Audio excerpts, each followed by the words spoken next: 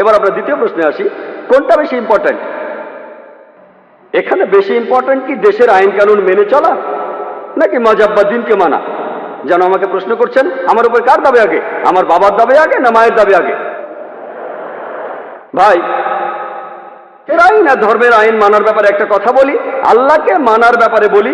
মহান ঈশ্বর আমাদের সৃষ্টিকর্তা, তিনি আমাদের চাইতে অনেক উপরে। ঈশ্বরের আইন মেনে চলাটা আমাদের কাছে সবচেয়ে ইম্পর্টেন্ট। অন্য যে কোনো আইনের চাইতে সে আইনটা যেই লিখুক না কেন, তবে আমি একজন ইন্ডিয়ান, আমি জানি যে ইন্ডিয়ার সংবিধানে এমন কোনো আইন নেই যেটা ইন্ডিয়ার কোনো মুসলমানকে তার ধর্ম পালন করতে বাধা দেয়। কোনো বাধা নেই।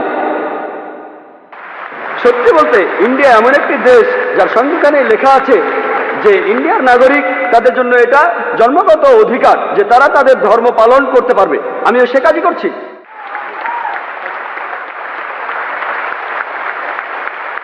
ইন্ডিয়ায় এমন একটা আইনও নেই যেটা আমাকে আমার ফরজ পালনে বাধা দেয় আর আমাকে দিয়ে হারাম কাজ করাতে বাধ্য করে।